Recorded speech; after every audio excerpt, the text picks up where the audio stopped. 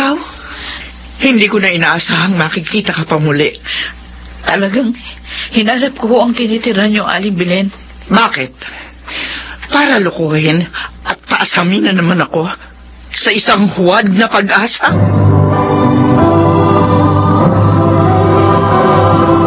Handog ng DZRH ang tunay sa kanyang panahon. Mapalalaya nga ba ang puso at isip sa pamamagitan ng pagtanggap sa masasakit na nangyayari sa ating mga buhay? Mga kaibigan, pakinggan natin ang naging karanasan ni Belen sa ating dulang sa kanyang panahon.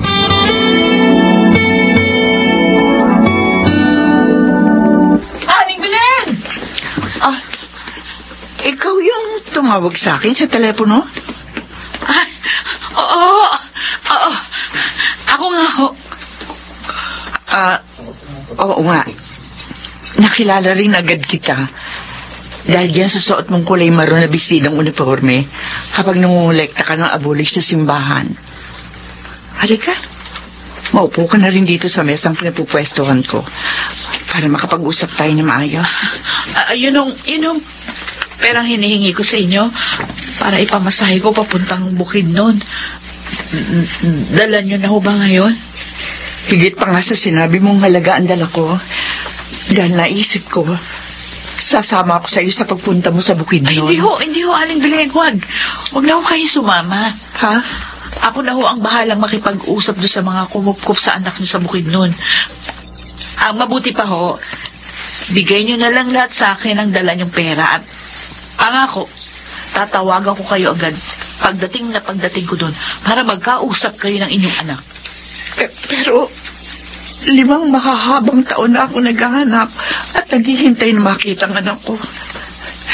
Sabik na ako mayakap siya at mahagkan. Kaya parang awa mo na. Isama mo na ako sa pagpunta mo sa Bukidnon.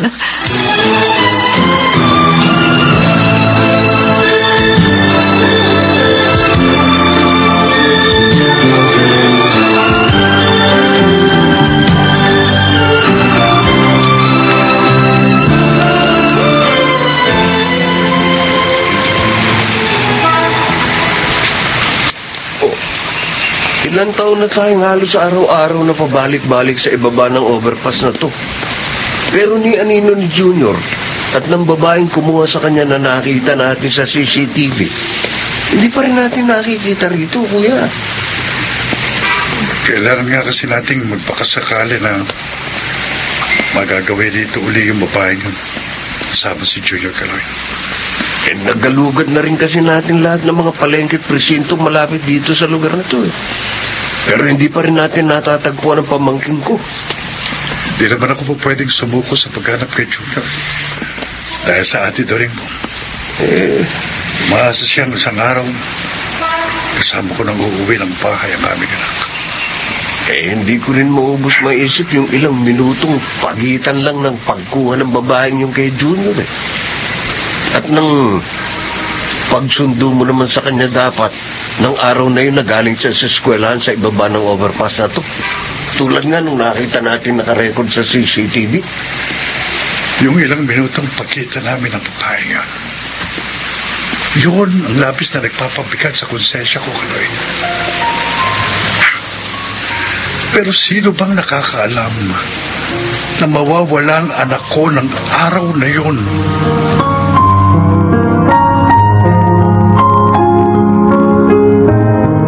Wala akong pakialam kahit dugo at laman ko pa yung dinadala mo, Lady. At para sabihin ko sa'yo, hindi mo ako makukonsensya tungkol sa pinagbubuntis mong yan. Hindi uso sa akin yun. Kung gano'n, totoo nga pala mga naririnig ko tungkol sa'yo na wala kang puso, Magno. Ano? Napatunayan mo na ngayon, di ba? Minahal kita. Pati pera kinikita ko sa pagiging kasambahay na dapat para sa mga magulang ko. Binigay ko lahat sa'yo para lang sa kasiyahan mo. Buti pa yata. Iwan na kita rito, Letty.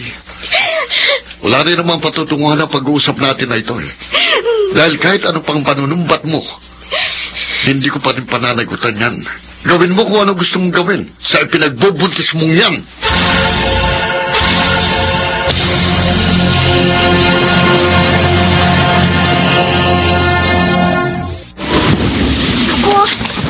Inabot na kayo ng malakas na ulan sa labas, Ate Belen. Ang mabuti pa siguro, maligo na po kayo ng diretso sa banyo. Ipaghahanda ko na po kayo ng mainit na sopas para mainitan po yung sikmura ninyo. Niloloko lang ba ako ng mga taong tumatawag sa akin tungkol sa pagkawala ng anak ko, Letty? Dahil kapag pumunta ako sa lugar na sinabi nila, wala naman doon yung taong nakausap ko sa telepono. May mga tao po talagang ganun, ate. Ginagawang biro ang paghihinagpis ng kapwa. Lalo na, nakikita nila ang cellphone number niyo na nakaprint sa mga papel na dinikit ninyo sa mga poste tungkol sa pagkawala ng anak ninyo. Yung isang kausap kong humingi ng pamasahe sa akin papuntang Bukidnon dahil naroon daw ang anak ko. Pagkatapos yumako sa akin ang dala kong pera ng araw na magkita kami. Hindi na rin ako tinawagan mula noon. Siguro po, huwag na kayo maniwala sa mga tumatawag sa inyo, ate. Karamihan po kasi, niloloko lang kayo, pinipirahan. Pero paano kung isa pala sa mga tumawag na yon ang nagsasabi ng totoo, Letty? Kaya wala ko dapat palampasin alinman sa mga tawag na yon.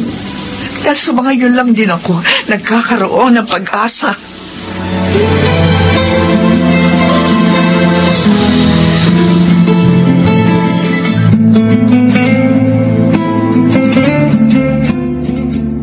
Akin na sabi ang cellphone. Ayan, drink! Akin na! Ano ba problema mo, Nardo? Bakit ba pilit mong inaagaw ang cellphone ko? Dahil dyan sa cellphone na yan, nagkakasala ka. Pinaasa mo yung matandang babae na alam mong kinaroroonan na kanyang nawawalang anak. Pero kinukuwantahan mo na siya. Bakit mo ginagawa yung during? Bakit? Dahil gusto ko. Katulad ko, habang buhay rin siyang umasa na makikita pa ang anak niya. At katulad ko, makadama din siya ng kalungkutan sa mga sandaling dinadalaw ng mga alaala ng kanyang anak. Pero ginugulo mong katahimikan ng isip niya. Inuubos mong kabuhayan niya. Dahil sa ganong paraan, na ibabalik yung perang nauubos natin sa paghahanap din kay Junior. Masyado ka nang nawawala sa katwiran, During. Kagaya ng matandang babae yun. Isa lang ang sakit ng loob na dinaranas natin hanggat hindi pa natin natatagpuan ang ating anak. Kaya pwede ba? Tigilan mo ng panloloko sa kanya. Anong gagawin ko, Nardo? Hirap na hirap na ang kalooban ko. Araw-araw, hindi ko alam kung paano haharapin ang buhay sa pagkawala ni Junior. Sabihin mo nga sa akin, ano? Anong gagawin ko?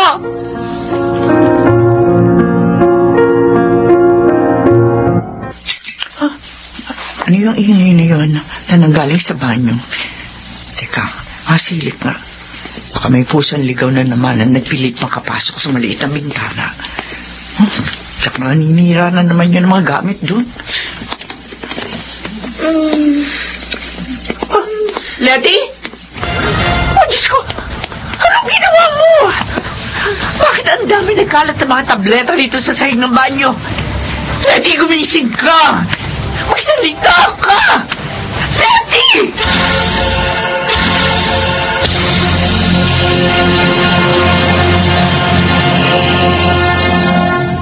Oh, Letty, kumusta na ang pakiramdam mo? Alam mo, natuwa ako na sabihin ng doktor na nasa maayos kayong kalagayan ng sanggol na dinadala mo. Paraan po ba ng Diyos ang nangyari? Para hindi ako magkasala. Kung kaya hindi ko nainom ang mga tabletang papalaglag na ibinenta sa akin ang hilot na nakilala ko. Hindi ko na rin kasi alam ang nangyari sa akin sa loob ng banyo. Dahil nawala na po ako ng malay sa sobrang depresyon. Oo. Siguro nga, ang nasa itaas na ang gumawa ng paraan para iligtas ka sa isang maling desisyong tiyak na pagsisisihan mo habang buhay, Letty. Pero natatakot ako, Ate Belen. Wala akong magandang kinabukasang maibibigay sa aking magiging anak. Mabibilang lang siya sa mga batang walang magigis ng ama. Walang mararanasang isang masaya at buong pamilya. Letty, hindi mo ba nakikita ang mga puwang sa ating mga buhay na maaaring mapunan ang sitwasyon mo ngayon? Habang umaasam ako at naghihintay na makita pang muli ang nawawala kong anak, may pagkakalaog ko sa isisilang mong sanggol ang pagkalinga at pagmamahal bilang sarili ko na rin dugo at laman. Talaga po, Ate Belen? Gugup-gupin niyo kami ng aking magiging anak. Oo naman. Pero gusto ko malaman mo na ikaw pa rin ang magbubuo sa pagkatao ng iyong magiging anak bilang paghahanda sa kanya sa mas malawak na mundo. Karapatan mo yon at hindi ko aalisin yon sa iyo.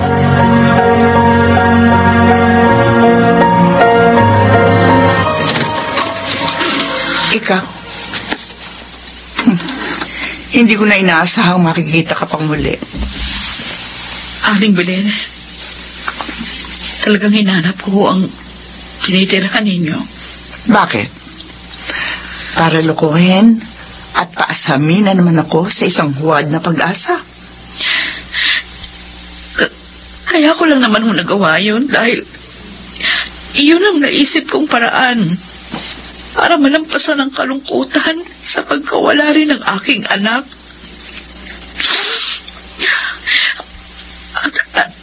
At kaya ako nandito para humingi ng tawad sa naging pagsasamantala ko sa inyong sitwasyon.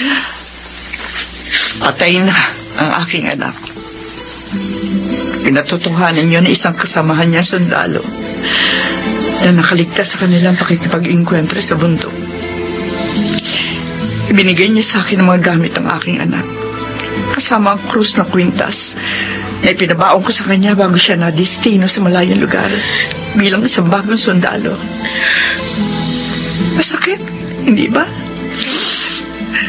Ang sakit-sakit malaman. Patay na pala ang aking anak. Pero ako, hindi ko alam kung kailan ako maghihintay ng mga kasagutan na matagpuan ko na ang aking anak, Aling Belen. Hanggang kailan ako hindi susuko sa bawat maglipas na mga sandali. Para na akong malalagutan ng hininga. Hindi ko na kaya. Humugot ka ng lakas sa Diyos. May paraan siya upang bigyang kasagutan ang ating masasakit na dinaranas. Kuminsan may mabuti siyang layunin sa likod ng mga negatibong nagaganap.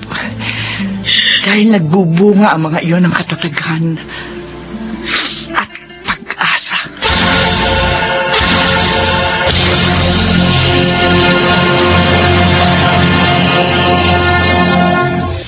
Tanging pinakalayunin ng nasa itaas ang lumago tayo sa lahat ng nangyayari sa ating mga buhay. Sa kabila man ng mga pagsubok hanggang sa pagsibol ng mga bagong kabutihan sa kanyang panahon.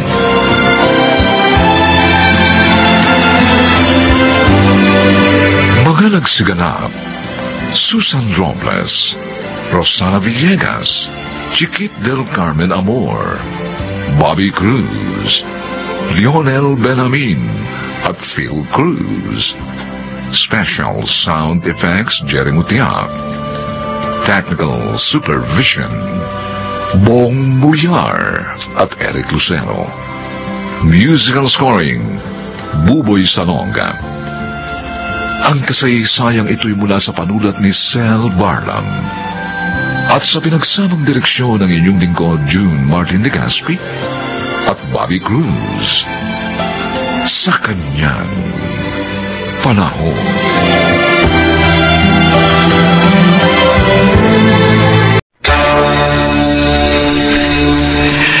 Lumigaw si Jaime dahil pinagtaksilan ko siya. Nasaktan siya sa ginawa kong pakikipagrelasyon kay Simon. Lalo na nang malaman niya nagkaroon ng bunga ang pagtatagpo namin ng kanyang kapatid. At sino naging bunga ng kataksilan niyo ni Chong Simonay? Huwag niyo sabihin ako! Huwag niyo sasabihin ako!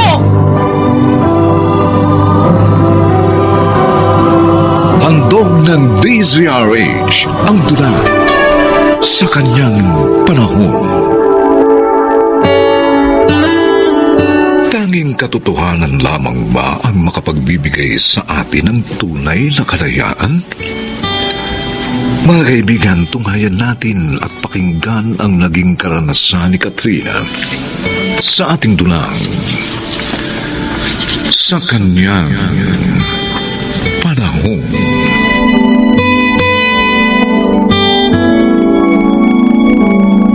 Merry Christmas, everybody! Katrina, lasing na lasing ka. Bakit?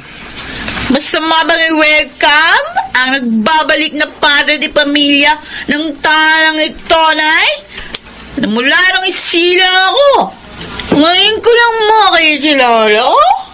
Ang mabuti pa, Katrina, matulog ka na muna sa kwarto mo. Para pagising mo, wala na yung kalasingan mo. Huwag mo akong diktahan, ate. Bakit? Gusto kong pagmasdan ang mukha ng taong to na inabando na tayo sa loob ng maraming taon. Di ba nga? Nasa tiyan pa lang ako ni Inay nung layasan niya tayo. Katrina, dahan-dahan ka sa pagsasalita sa iyong ama. Ano ba naman kasing drama to? Bakit pinipilit niyo pa rin buuin ang pamilyang itong matagal nang winasok ng taong yan? For all I know, ginagamit lang niya ang Pasko para makuha niya ang mga loob natin. Katrina! Sumusobra ka na sa mga pananalita mo. Bakit? Hayaan niyo na si Katrina. Kung ako lang magiging dahilan ng pagkakasamaan niyo ng loob sa bahay na ito, mabuti pang umalis na lang uli ako. Hindi, Jaime. Ay! Nasa iyong lahat ang karapatan sa pananatili sa bahay na ito. Kaya hindi ka aalis. Karapatan?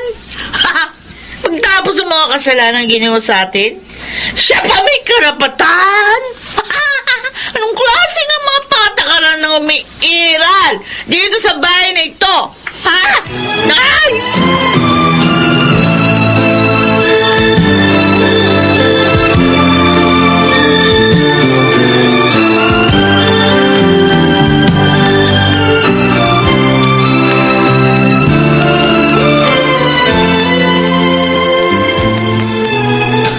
Maaari ko bang abalahin ang pag-iisa mo, Kuya Jaime? Ikaw pala, Simon. Halika, tumuloy ka. Gusto ko sanang ihingi ng paumanhin ang inasal sa iyo ni Katrina. Nakita ko kasi mga pangyayari. Samantalang nasa likod bahay ako kanina. Inihanda ko na sarili ko sa maaari kong datnan sa bahay na ito. Sa muli kong pagbabalik, Simon.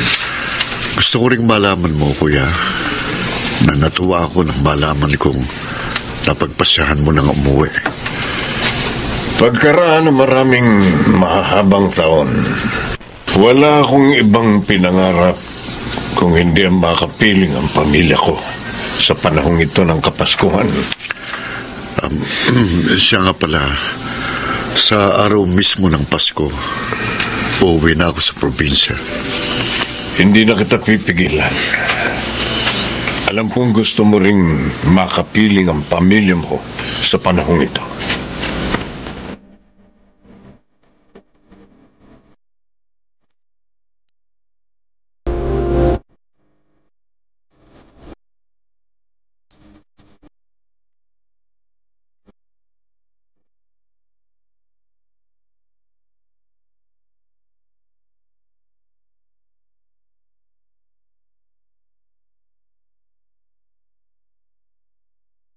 Natanda na si Itay.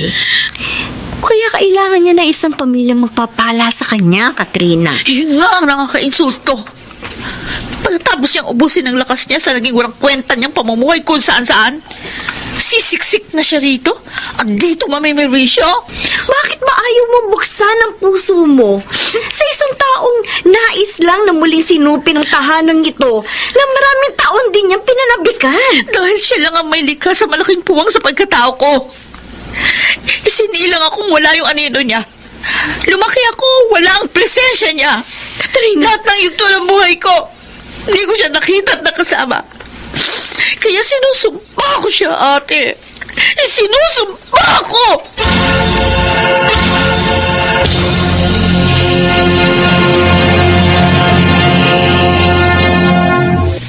Hey, what a surprise! Dinalaw ako ng maganda kong fiancé na isang successful marketing analyst dito sa aking clinic.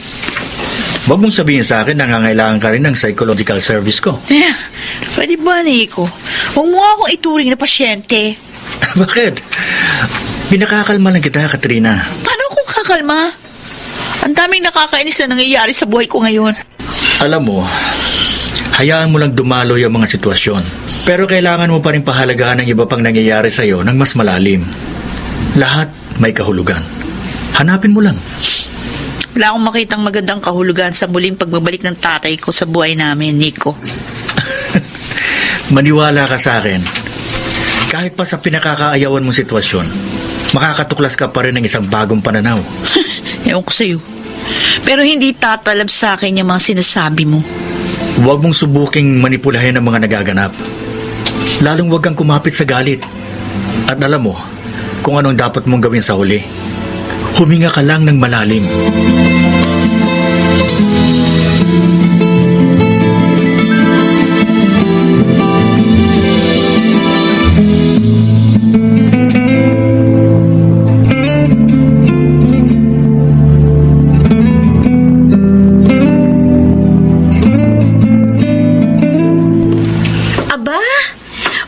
Dami po ninyong lulutuin para mamaya Noche Buena, ha, Inay? Ay, oo, anak. Pero inuuna ko ang ihanda itong mga sangkap ng kalyos. Dahil matagal nga palambutin ang tuwalya ng baka. Naku! Tiyak na matutuwa si Katrina. Paborito nga kasi niya ang kalyos. At alam mo ba, specialty rin ng tatay niyo ang kalyos. Ay, ganun mo? Oo. Kaya siya na nga magluluto eh. Kaya sa pagkakataong ito, matitikman na naman natin ang masarap na kalyos ng tatay niyo.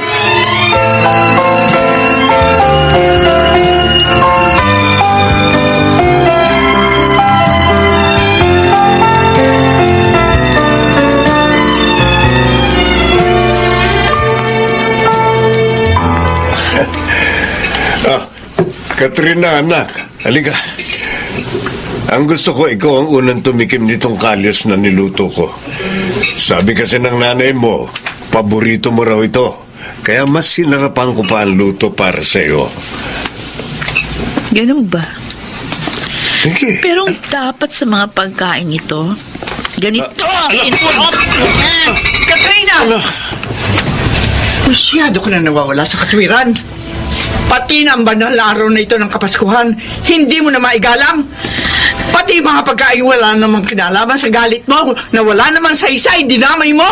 Yan ba? Yan bang pagkaunawa niyo sa nararamdaman ko, Nay? Galit na walang saysay?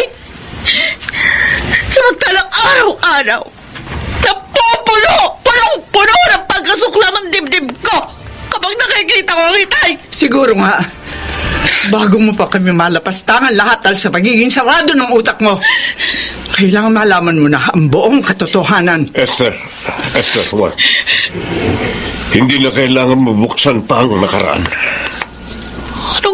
Anong buong katotohanan? Ang ibig niyo sabihin, Nay? Lumayo si Jaime dahil pinagtaksilan ko siya. Nasaktan siya sa ginawa kong pakikipagrelasyon kay Simon. Lalo na nang malaman niya nagkaroon ng bunga ang pagtatagpo namin ng kanyang kapatid. At sino naging bunga ng kataksilan niyo ni Chong Simon? Huwag niyo sabihin ako! Huwag niyo sasabihin ako!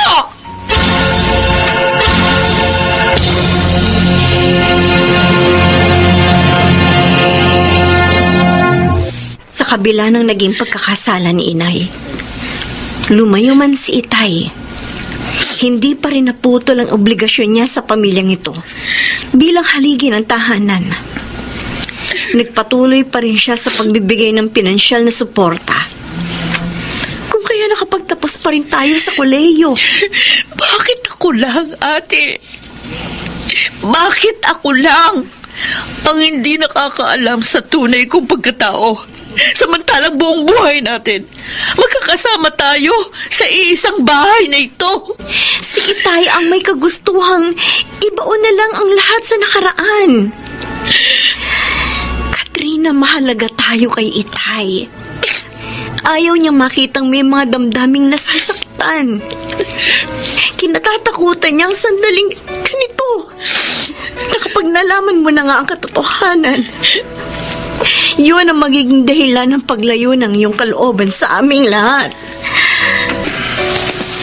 Patawarin mo rin ako dahil sa loob ng maraming taon, nagawa ko ring ilihim sa iyong lahat, anak. Pero kailangan kong lumayo para na rin sa ikabubuti ng sitwasyon. Pagkatapos ng pagkakatuklas ko sa tunay kong pagkatao, ano pa ang karapatan ko sa pangunawa at pagmamahal niyo? Lalo na kay Itay. Masyado kong sinaktan ang kanyang kalooban.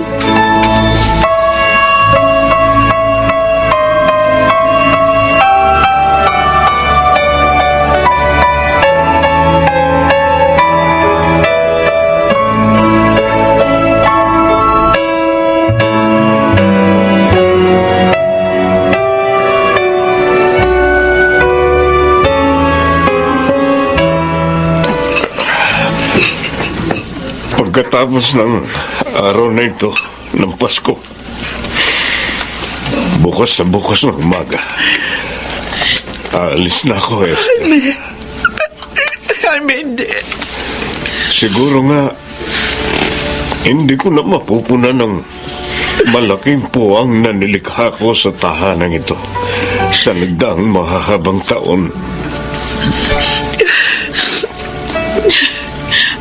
Pero lalong hindi mapupunan ang malaking puwang na yun kapag umalis na naman kayo, Itay. Katrina, anak. Alam niyo ba, pag tinatawag niyo akong anak, lalong nagturugo ang puso ko. Dahil lalo ko rin nararamdaman ang sumbat ng konsensya sa mga naging paglapastangan ko sa inyo. Itay, patawarin niyo ako.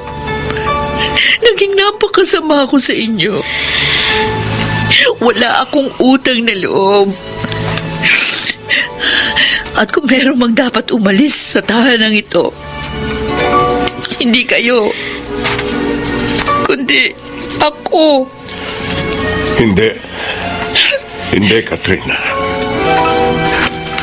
Sino man sa inyo ng ate Camille mo at ng nanay ninyo, hindi dapat umalis sa bahay nito. Sininop ko ito para sa inyo. Itong nagbubuklod sa pamilyang ito.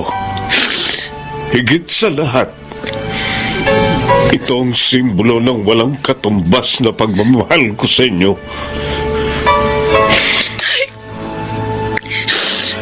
Mapapatawad po ba ninyo ako?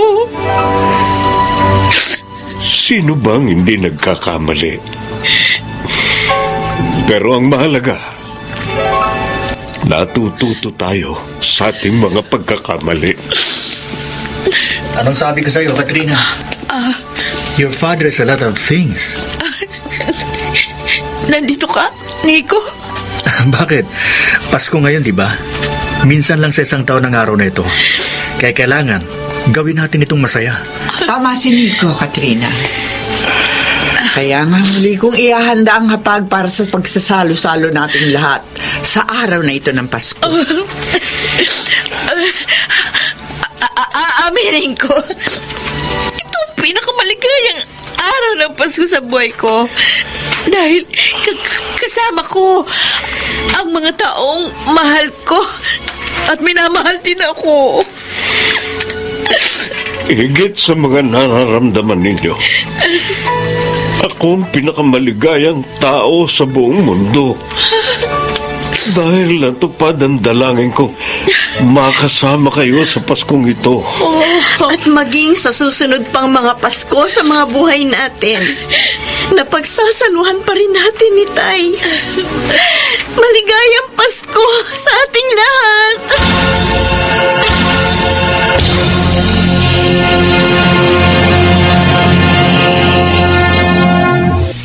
Ang Pasko ay isang maluwalhating panahon. Dahil dito natin natatagpuan ang tunay na kagalakan. Pinagliliwanag ng diwa ng Pasko ang mabubuti nating pananaw sa mundo at pinalalambot ang ating mga puso sa kanyang panahon.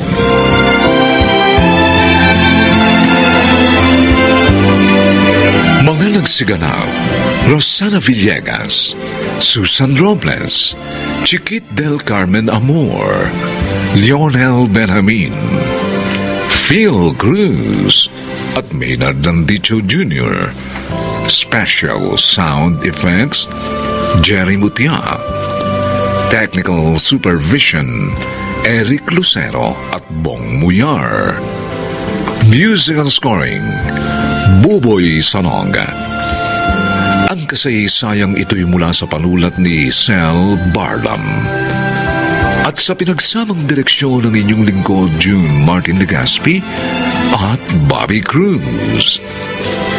Sa kanyang panahon.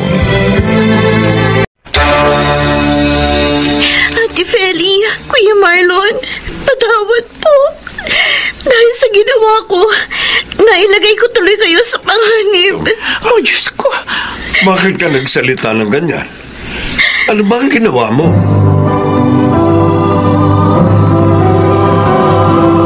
Handog ng DZRH ang tula sa kanyang panahon. Malaking tulong ang social media. Pinadadali nito ang kalakalan at komunikasyon. Ngunit marami din ang napapahamak dahil dito. Narito po ang naging karanasan ni Vina sa ating dulang sa kanyang panahon.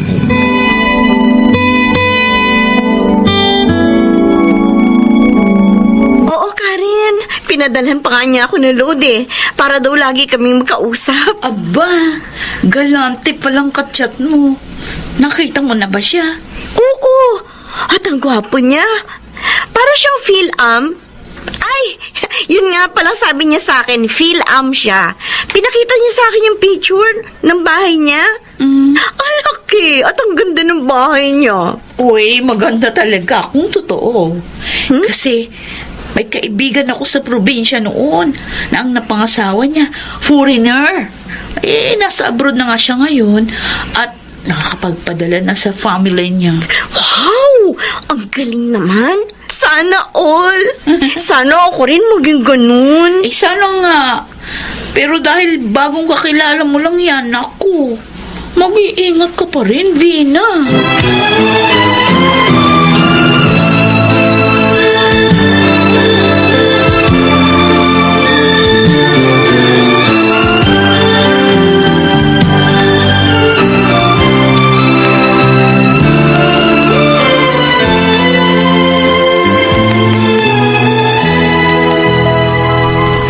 Heto ang sweldo mo, Bina.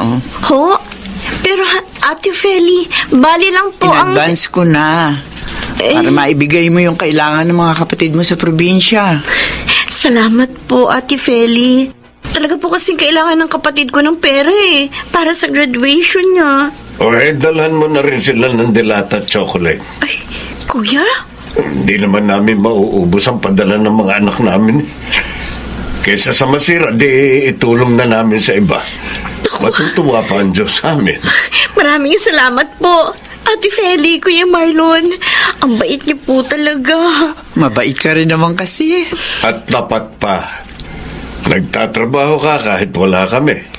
Tiyak po magugustuhan ng mga kapatid ko ang mga ipadadala ninyo. Ay sana lang, pag nagtagumpay na ang mga kapatid mo, hindi nila makalimutan ang mga pagsisikap mo para sa kanila. O siya, sige. Lumakad ka na. Mag-ingat ka ha. At bumalik ka rin na maaga dito sa Makalawa. Salamat pinayagan ka ni Mang Marlon at Aling Feli na sumamang mamasyal sa akin dito sa Park, Vina. Mabait at maunawain sila, Edong. Isa pa, day off ko naman eh. At saka, may sasabihin din ako sa'yo. Ano yun? Sasagutin mo na ako? Pasensya na ha. Pero hindi yun. Ha? Ano yun? Edong, sana iba na lang ang ligawan mo. Vina. Minobyo na kasi ako eh. Si Justin. Justin? Yung kachat mo na may lahing Amerikano? Paano mo nalaman? Nasabi sa akin ni Karen. Babaeng yun talaga? Huwag ka sanang mainis sa kanya. Nagtanong lang kasi kung sino pang ibang manliligaw mo. At nabanggit nga niya yun. At sinagot mo na pala siya. Oo. Isang buwan na kami. Hindi naman sa nakikialam ako, pero hindi mo pa kilala ng lubusan ng lalaking yun. Gwapo at mabait si Justin. Mayaman pa. Sa kanya, makakaahon ako sa hirap. Mapagtatapos ka pa yung mga kapatid ko. Hindi ka nakatitiyak na mangyayari yun, na talagang gagawin niya. Alam mo, sinasabi mo lang yan dahil binasted kita. Vina. Pwede ba? Huwag mo sirain ang pag-asa ko. At kung gusto mong wag akong tuluyang magalit sa'yo, wag mo nang pipintasan pa ang nobyo ko.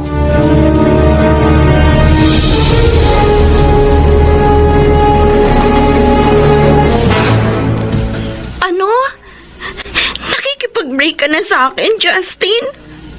Pero bakit? Ano bang kasalanan ko? Wala, Vina. Basta naramdaman ko na lang na hindi na kita mahal. Ano? Ganun lang?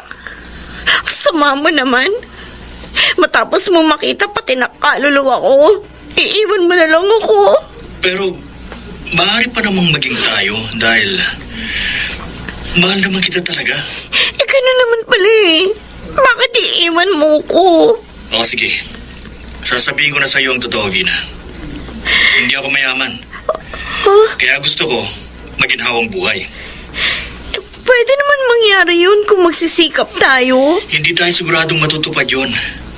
Pero kung gagawin mong sasabihin ko, giginhawa na tayo. Magiging magkasama pa tayo habang buhay. Anong ibig mong sabihin, Justin?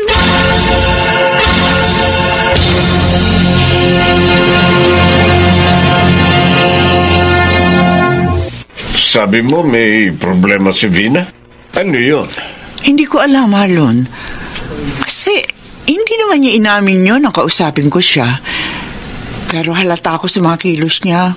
Meron siyang problema. Sa loob ng 5 taong panilbihan ni Vina sa atin, naging tapat siya.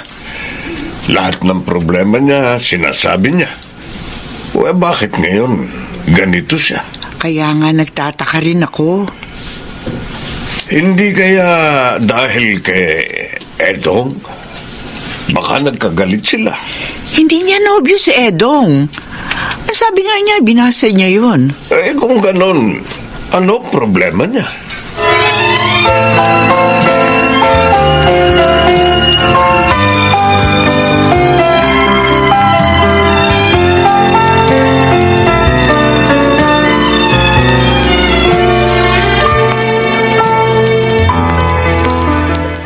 Ano?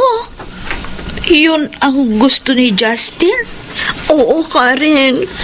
At gusto niya sa Makalawa na namin gawin. Ang sama pala talaga ng taong yun. Ay, tama kami ni Edong nang sabihin namin na mag-iingat ka sa kanya. Naguguluhan ako. Ha? Hindi ko alam kung anong gagawin ko. Naku, huwag kang maguluhan. Kung ano yung tama, yun yung sundin mo. At hindi ang walang hiyang yun. Sabi ko nga sa kanya ayoko eh. Pero nagbanta siya. Anong nagbanta? Ikakalat daw niya yung mga hubad kong picture. Pag hindi ko sinunod yung gusto niya. Naman, dapat hindi ka nagbibigay ng nude photo. Lalo na, hindi mo naman siya asawa. Mali nga ako eh. Ay, sus. Nabola niya ako sa mga pangako niya. Pati na sa 2 beses na pagpapadala niya sa akin ng load. Ngayon, parang napasubo na ako dito.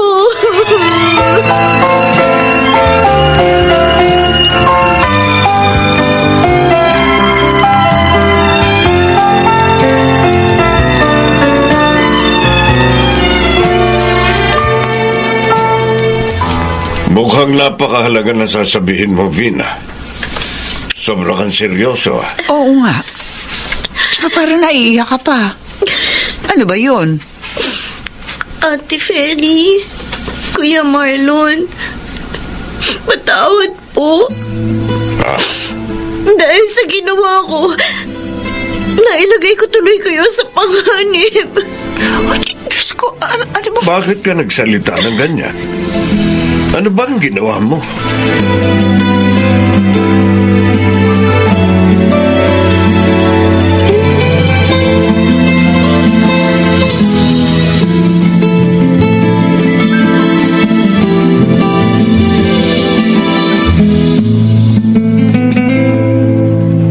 Ang tagal mo namang dumating, Vina. Akala ko hindi mo na ako sisiputin dito sa motel. Kaya ilang beses kitang tinex. Hindi pwedeng hindi ako sumipot. Dahil binabantaan mo ko na ikakalat mo yung mga hubad ko larawan. Pati yung mga pinagawa mo sa akin sa internet. Buti naman naalala mo. Talagang kung hindi ka pa dumating, gagawin ko ng banta ko. Walang iya ka. Nagsisisi ako na nagtiwala ako sa'yo. Tama na nga yan, drama niyan. Mahal mo naman ako, di ba? Kaya dapat, sundin mong gusto ko. Hindi na kita mahal.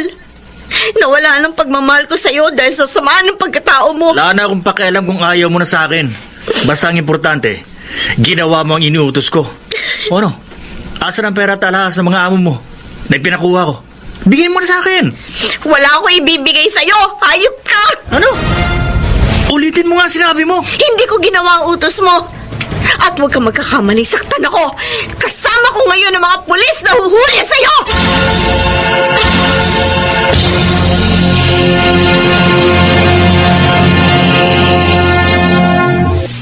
Ngayong nakakulong na ang Justin na yun, wala ka nang katatakutan pa, Vina.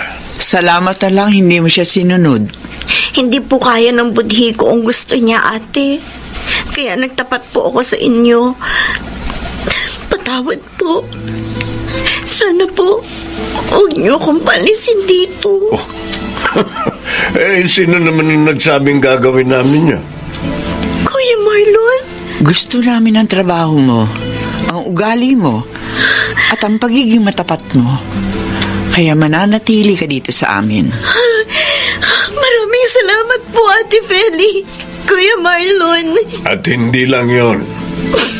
Pag-aaralin ka rin namin ng vocational course.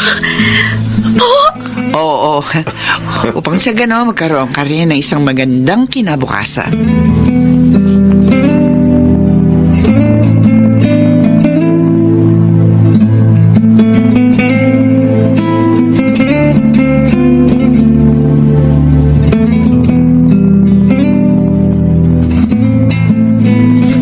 Bait talaga ng mga amo mo, Vina. Tama ka, Karen. Kaya nga lalo kong pinagbubuti ang trabaho ko sa kanila. Mapalad din naman sila sa'yo dahil masipag at tapat ka. Salamat sa papuri, Edo. At salamat din dahil hindi ka nagalit sa akin. Nagsabi ka lang naman ng totoo. Ano nga palang meron? At inimbita mo kami dito sa inyo. Gusto ko kasing mag-celebrate tayo. Bakit? Sa abroad na ako magtatrabaho at bukas nang alis ko. Ha? Talaga? Ang galing naman. Gusto kong mas makaipon, Bina, at maiayos ang buhay ko habang binata pa ako.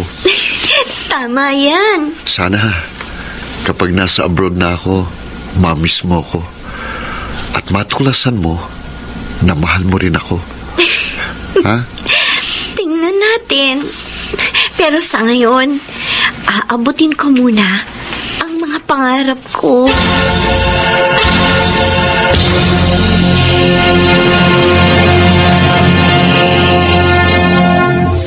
Tuparin ang pangarap sa malinis na paraan upang maiwasan ang mapait na kabiguan sa kanyang panahon.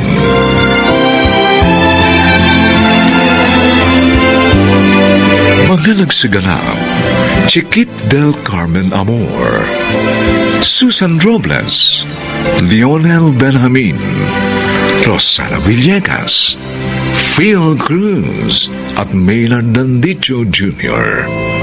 Special Sound Effects, Jerry Butiak. Technical Supervision, Eric Lucero at Bong Muyar. Musical Scoring, Buboy Salonga. Ang kasaysayang ito'y mula sa panulat ni Telma Corporal Alcantara. At sa pinagsamang direksyon ng inyong lingkod, June Martin Legaspi at Bobby Cruz. Sa kanyang panahon.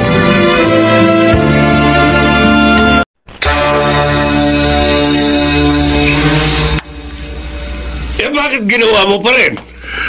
Bakit? Sa palagay po ba nyo, Tay? May batang lalaki rito sa teritoryo nyo na hindi magiging gumon sa bisyo. Kayo ang pangunahing halimbawa ng sinasabi ko. Tay, kung mauulit man sa akin ang kasaysayan nyo, mapipigil ko ba ang kapalaran ko sa mga talamak na bisyo na kapaligid sa lugar na ito?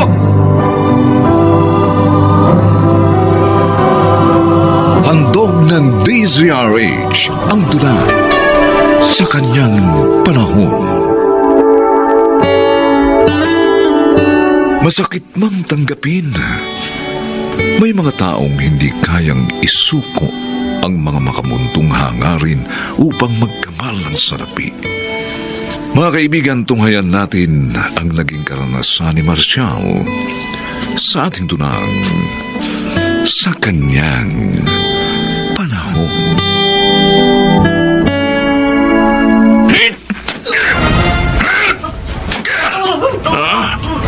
Ayaw mong magbayad ng kuryente, ha? Yan ang bagay sa'yo. Ito po.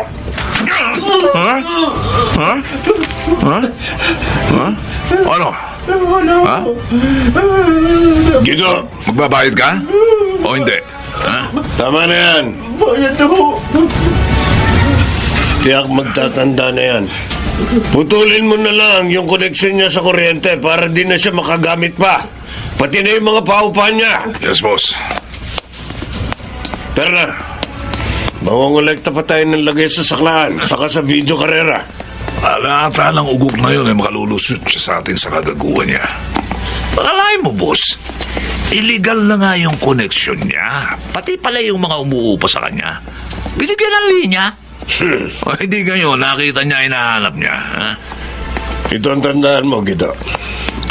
Walang sino mang makapanggagago sa akin dito sa looban. Oo nga. Dahil ako ang Panginoon dito. Yes, boss. Ako lang ang Diyos dito.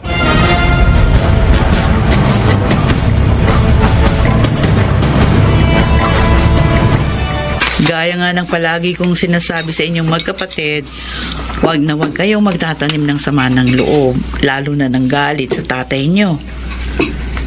Pagbalibaligtarin man ang mundo, siya pa rin ang inyong ama. Sana lang po, huwag naman kaming masyadong paghigpitan ni tatay. Sasakal na ho kami sa mga patakaran niya. Pati po sa pakikipagkaibigan, siya ba ang dapat masunod, Nay?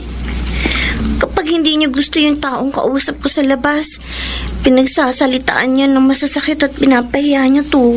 Ang mahalaga, hindi nagkukulang sa kanyang obligasyon sa atin ng tatay nyo. Kumakain tayo ng 3 beses isang araw. Nakakapag-aral kayo ng maayos sa magandang eskwelahan. Pero hindi lang po yan ang sukatan ng pagiging isang mabuting halimbawa. Gaya ng palagi po yung sinasabi sa amin ni Lily. Dahil kabaligtaran po ng pagpapakain niya sa atin ng maayos. Yung galit naman sa kanya ng mga tagalooban dahil sa illegal niyang mga gawain.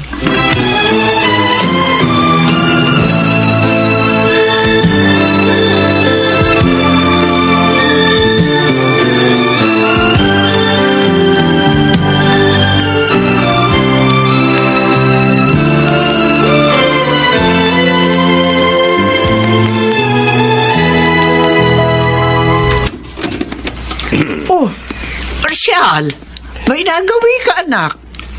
Bigla ko po kasing namiss ang luto niyong kalderetang itik.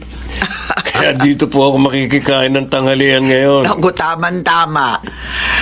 May nakatabi sa refrigerator. Para talaga sa'yo yun, sakaling magawi ka rito. Teka, sandali. Iinitin ko lang sa kawali. Yan ang gusto ko sa inyo, Nay.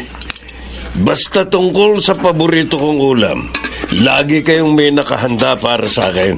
Ay, ang sa akin lang, palagi ka sana mag-iingat, anak. Abay, marami na may galit sa'yo rito sa looban. Naiinggit lang sa akin ang mga yun, Nay. Paano nga gusto nilang angkinin ang mga diskarte ko? Pero ayoko lang kasing maulit sa'yo yung kasaysayan ng tatay mo. Nang matagpuan siya patay na lulutang-lutang doon sa may kangkungan. Laging nakasukbit sa bewang ko ang baril ko. Kaya huwag kayong mag-alala. Sa sinabi mong yan, dyan ako nag-aalala, Marcial. Dahil lang nabubuhay sa baril. Sa baril din ang mamatay.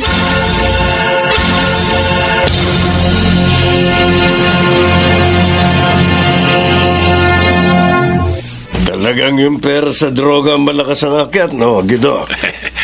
Dumami nga kasi mga customer ng mga bata natin, boss. Ay, siya nga pala, boss. May pinahatid sa'yo si chairman. Ano? Gusto niyang pumorsyento sa mga diskarte ko?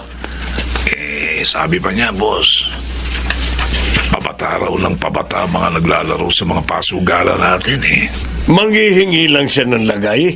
Ang dami pa niyang pinupuna. Sige. Ibigay mo sa kanya yung kalahati ng pera sa saklaan. Pero sabihin mo sa kanya, hanggang sa saklaan lang siya may parte. Hindi na niya pwedeng pakialaman ng iba ko pang diskarte.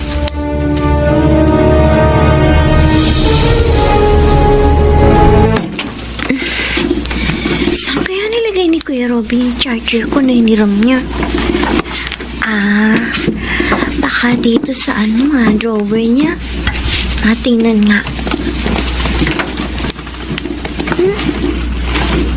Ay, ano ba tong maliliit na plastic na naglalaglagan dito sa drawer ni Kuya? Parang mga bottle ng crystal rock salt. Gaya na ginagamit namin sa experiment sa science. Ang laman nito, Ay, teka nga, tatanong ko kay Nay. Nay! Oh, ano yan? Bakit? Ito. Ano yan? Saan mo nakuha ang mga plastic sachet na yan? Doon po, naglaglagan nga po kasi sa drawer ni Kuya yung mga yan, Nay. Droga ang mga ito. Siya buong laman ng maliit na plastic na ito. Bakit meron ang kuya mo nito?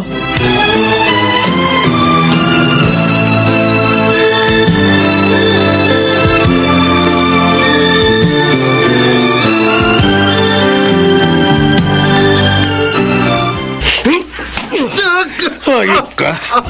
Ang sabi ko sa'yo, ang droga ang pakaiwasan mo sa lahat ng bisyo. Pero hindi mo ako pinakinggan. Sinuoy mo ako. Tay, tama na po. Tama na po, tay. Tay, patawarin Tado ako, ka? tay. Tay. Bakit? Kulang pa ba ang pera binibigay ko sa'yo? Para pangasan mo ang paggamit at pagbebenta ng droga? Hindi po, tay. Hindi po. Kung ganun, bakit mo pa rin ginawa? Bakit? Sa palagay po ba nyo, tay? May batang lalaki rito sa teritoryo nyo na hindi magiging gumon sa bisyo. Kayong pangunahing halimbawa ng sinasabi ko, tay. Kung mauulit man sa akin ang kasaysayan nyo, mapipigil ko ba ang kapalaran ko sa mga talamang na bisyong nakapaligid sa lugar na ito? Huwag mong isisi sa akin ang katarantaduan mo! Boss!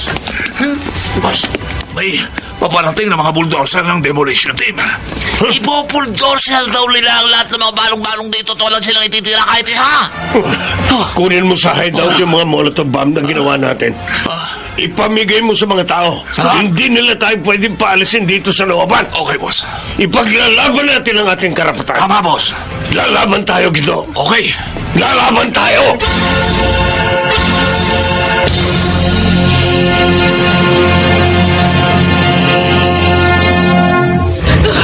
Hindi, Marshal. Hindi ako aalis dito sa gitna ng demolisyon. Hanggat hindi ka sumasama sa amin ng mga anak mo na umalis dito sa looban. Tama, asawa mo, anak. Tara na. Lumabas na tayo rito. Habang lumilipas sa mga oras, delikado ng manatili pa sa lugar na ito. Nay, pati pa naman kayo. Marshal, parang awa mo na. Makinig ka sa amin ni Elena.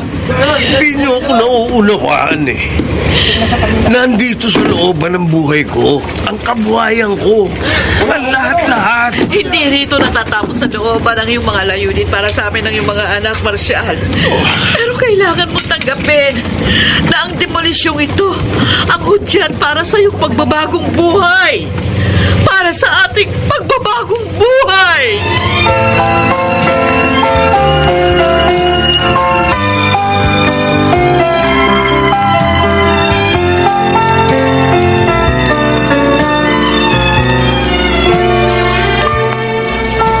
Boss, nakita ko nang itapon mo sa may tangkungan yung baril mo.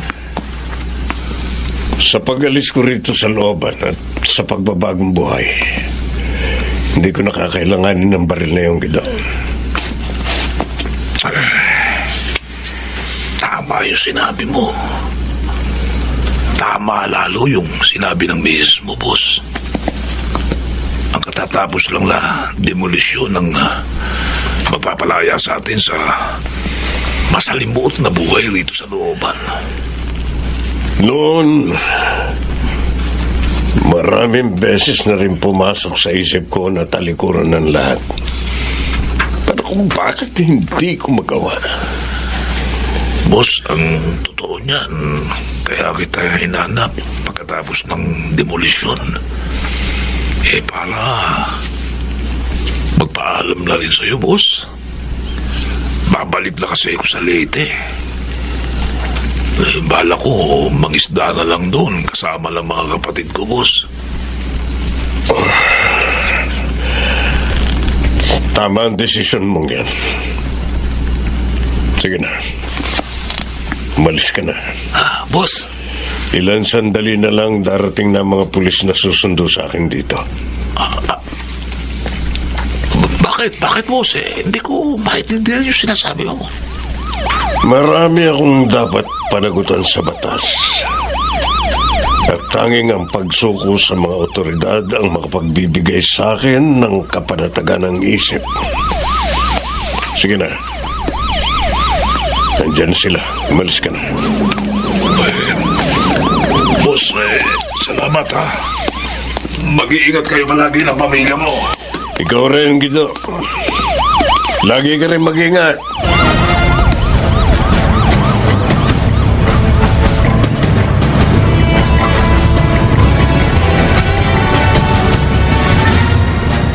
Marshal, alam kong nasa looban ng buhay mo.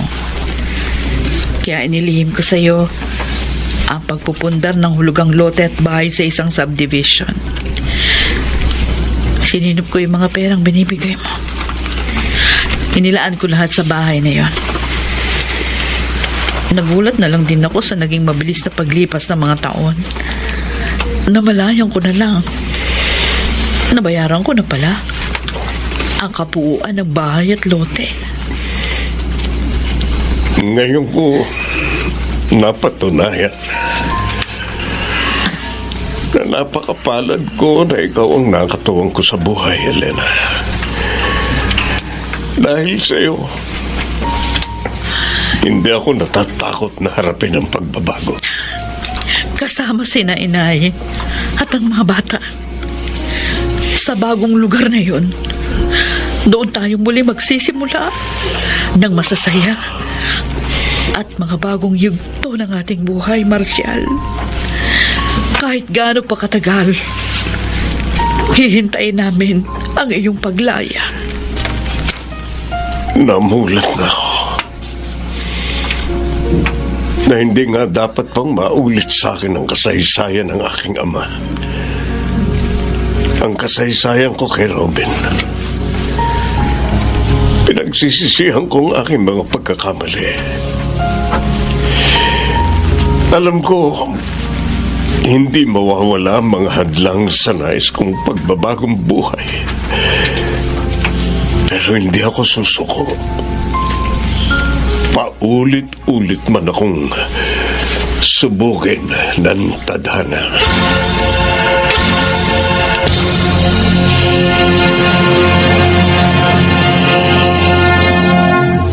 Bakit nga ba mahalaga ang pagbabago?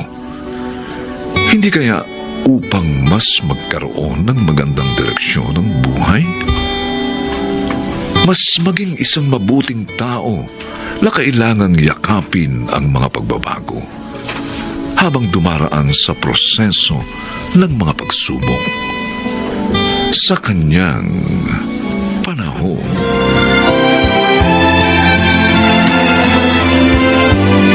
Mga nagsiganap, Lionel Benjamin, Rosana Villegas, Susan Robles, at Chiquit del Carmen Amor. Special Sound Effects, Jerry Mutia. Technical Supervision, Bong Muyar at Eric Lucero. Musical Scoring, Buboy Salonga. Ang kasaysayang ito ay mula sa panulat ni Sel Barlam at sa pinagsamang direksyon ng inyong lingkod June Martin Legaspi at Bobby Cruz. Sa kanyang panahon.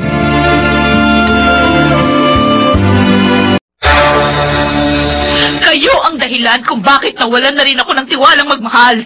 Ayokong danasin ang mga sakit ng loob na pinaranas niyo kay inay.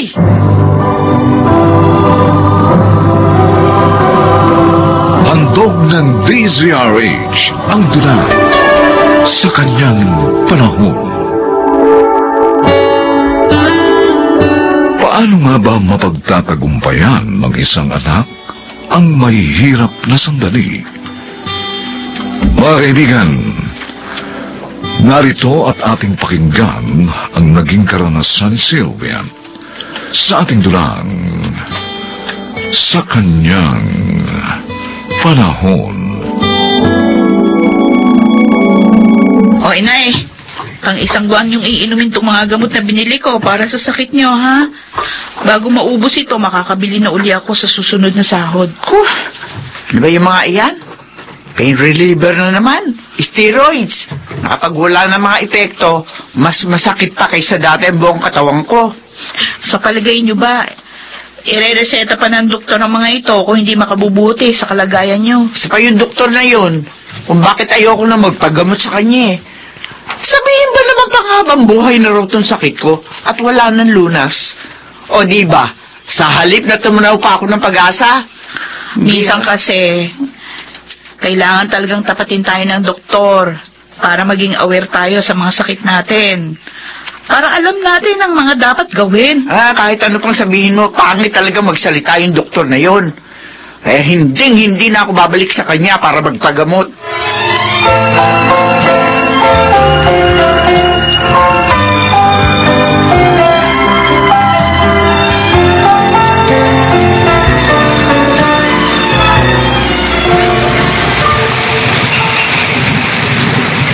Teka, parang si Kuya Luis yung papalabas na yun sa ospital.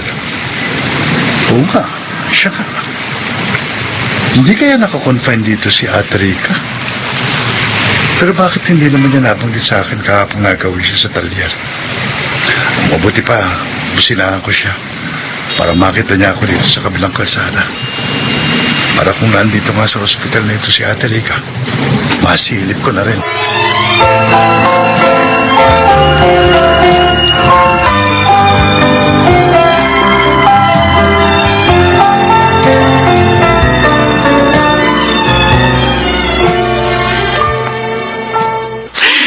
Hindi mo ba ako nauunawaan, Luis? Ayoko na magpa-chemotherapy. Hindi na kaya ng katawan ko. Hirap na ako. Pero malaki na itutulong ng chemotherapy sa kalagayan mo. Namamanage nito ang kondisyon mo, saka napagiginhawa ang pakiramdam mo. Luis, kailan mo pa tatanggaping wala ng lunas ang lupus? Na kahit ilang chemotherapy pa ang pagdaanan ko, nakatanim na sa sistema ko ang sakit. Mamamatay pa rin ako. Ang problema nga, sa desisyon mong yan, ako naman ang pagbabalingan ng galit ng mga anak mo. Iisipin nila, kagustuhan ko, kaya ayaw mo na magpagamot. Susumbatan na naman nila ako ng kung ano-ano.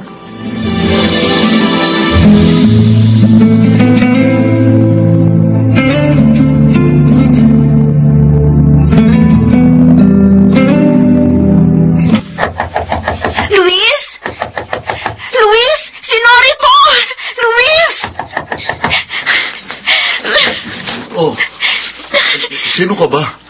Saka bakit mo hinahanap si Itay? Kailangan sumama siya sa akin sa ospital. Ano ba ang kalagayan ng kanyang anak? Kailangan niya magdesisyon para sa kalagayan ng bata. Teka. Anak ni Itay na nasa ospital? Anong ibig mong sabihin may anak si Itay na nasa ospital?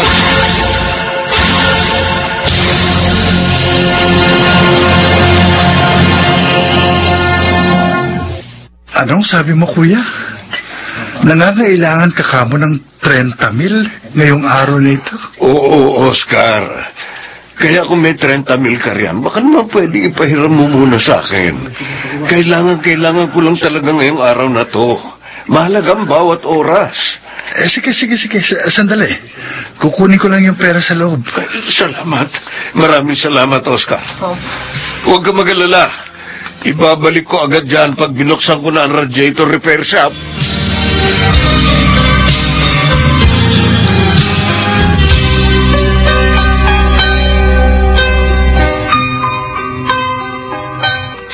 Diyos ko, kung isa pong pagsubok ang pinagdadaanan namin ngayon ng aking anak, gawin po ninyo kaming matatag. At kung ito'y dahil sa aking mga kasalanan at pagkukulang, patawarin niyo ako, Diyos ko. Buong pagsisisi ko pong hinihingi ang inyong kapatawaran.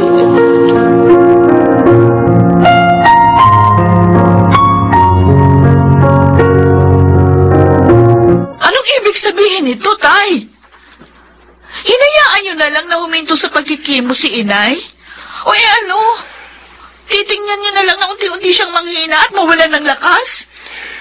Ang nanay niyo ang nagdesisyong ayaw na niya magpagamot. Kahit anong pilit kong pumunta siya sa ospital para magpakimo, ayaw na niya. Katuwiran niya, sayang lang daw ang pera. Nangihinayang kayo sa pera. Pero may kung sinong anak kayong tinutustusan sa pagpapagamot sa ospital. At baon na kayo sa utang. Hindi ko anak ang batang yun. Hindi niyo anak? Pero kayong ginugulo ng kanyang ina. Kayong hinihingan ng pera. May sakit na sepsis ang bata. Agaw buhay sa ospital. Kahit na sino pang nasa kalagayan ko, kapag nakita nyo ang kalagayan ng bata, hindi kayo magdadalawang isip na tumulong dahil buhay ng tao nakasalalay. Pinangangatwiranan nyo na naman yung mga kataksilan yung ginawa. Masyado na bang maliit ang tingin nyo sa akin? Kaya ganyan na lang kung pagsalitaan mo ko? Oo, nagkamali akong minsan. Pero itinuwid ko yun. Hindi ko kayo iniwan dahil mahal ko ang nanay nyo. Mahal ko kayong mga anak ko. Mahalaga kayo sa akin dahil kayo ang pamilya ko. Hindi ganun kadaling kalimutan ang pagkakamaling ginawa nyo, Itay. Kayo ang dahilan kung bakit nawala na rin ako ng tiwala magmahal. Ayoko danasin ang mga sakit ng loob na pinadanas nyo kay Inay.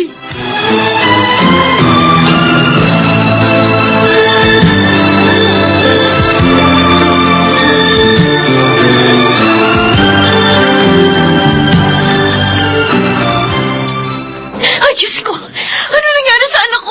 Bakit pinagkakaguluhan ninyo ang anak ko? Paraanin niyo ko! Gusto ko makita ang anak ko! Paraanin niyo ako!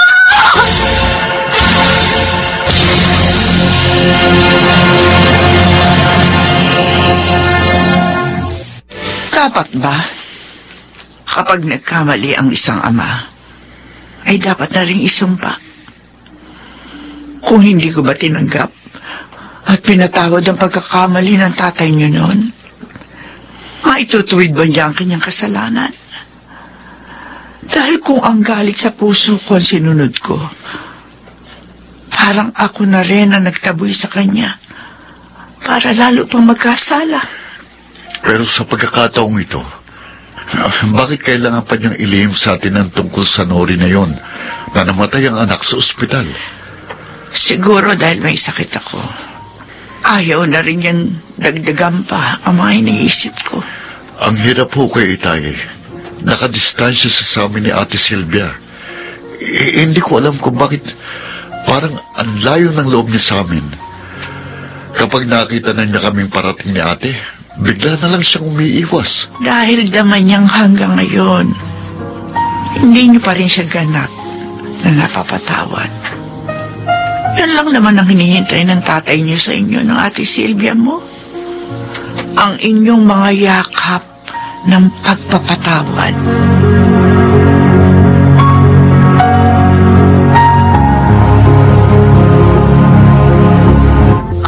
Anak ko sa pagkakasala si Brian. At dahil lagi siya naghahanap ng presensya ng isang ama, isang araw ay pinakilala ko sa kanya si Luis. Walang kasukatang kaligayahan niya kapag magkasama silang dalawa. Buong-buo, itinuri siyang isang tunay na anak ni Luis. Ay, di ko alam. Di ko alam ganito pala yung kwento sa pagitan ng anak mo at ni Itay. Pumayag siyang magpanggap na ama ni Brian dahil hiningi ng sitwasyon. Lalo na nang magkasakit ang anak ko. Hindi na siya umalis sa tabi ni Brian. Hanggang sa pagkamatay ng anak ko, nagsilbi pa rin siyang isang mapagmahal na ama.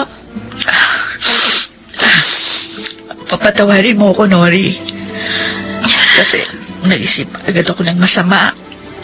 Akala ko may relasyon kayo ng Itay ko. Akong dapat na humingi ng kapatawaran.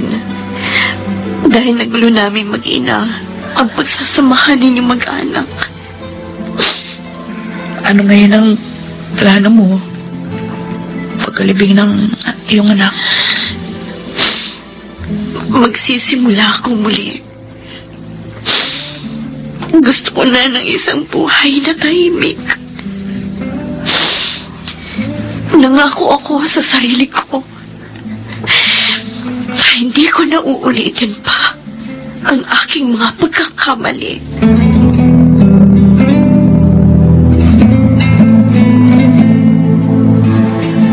Tay, tignan niyo kung ano itong dala ko para sa inyo. Sinturon yan na. Napansin ko po kasing umiikli na yung sinturon nyo dahil sa kapuputol nyo. Oh, sukat nyo na po. Hoy, walang ba? May pasalubong kay Itay. Ay, syempre ako rin meron, ano? Talaga? Teka. Wallet ba yung hawak mo na yan, Silvia? Hindi lang po yan basta wallet, Itay. Dahil meron yan laman sa loob. Uy, Sige na, buksan nyo. Dami naman yata ang pera nito, anak. Itong wallet lang sapat ng kapalit ng luma akong pitaka. Sira-sira na nga kasi. Kala nyo ba? Di masakit sa kalooban ko yung paninikis ko sa inyo? Kapag sumusweldo ko, gusto ko kayong abutan. Pero pinipigil ko lang yung sarili ko dahil gusto ko maparusahan kayo sa naging kasalanan nyo sa amin, Inay. Mahal ko kayo, pero ayokong padama sa inyo yun. Hirap na hirap akong ipadama sa inyo. Kahit kailan, hindi ko magagawang magdamdam sa inyo dahil lamang galit kayo sa akin. Hindi mababago ang pagmamahal ko sa inyo bilang inyong ama. At araw-araw, wala akong ibang inasam kundi ang yakapin ninyo ako at mapatawad. Itay, payakap nga. Ang tagal ko na rin yatang kinasabi ka ng ganitong mga yakap ko sa inyo. Tulad ng bata pa ako. I'm sorry, Tay. Masyado akong nagpadala sa napakataas kong pride. Sorry talaga. Gaya nga lang palagi kong sinasabi sa inyong ina. Sapat na ang mga yakap niyo para maging maligaya ko at magkaroon ng kapanatagan. Kitagal kong inasamang mahihigpit na yakap niyo, mga anak. Salamat. Maraming salamat sa inyong mga yakap at pagpapatawad.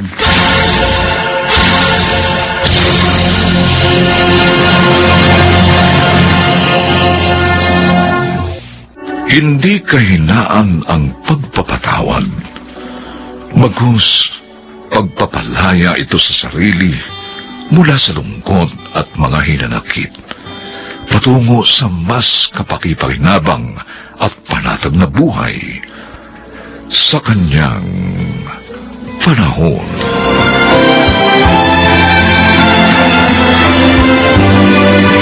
Mga nagsiganap: Rosana Villegas, Susan Robles, Chiquit del Carmen Amor, Lionel Benjamin, Phil Cruz at Bobby Cruz. Special Sound Effects, Jerry Mutia. Technical Supervision, Eric Lucero at Bong Muyar. Musical Scoring, Buboy Salonga. Ang kasaysayang ito'y mula sa panulat ni Sal Barlam. At sa pinagsamang direksyon ng inyong lingkod, June Martin Legaspi at Bobby Cruz.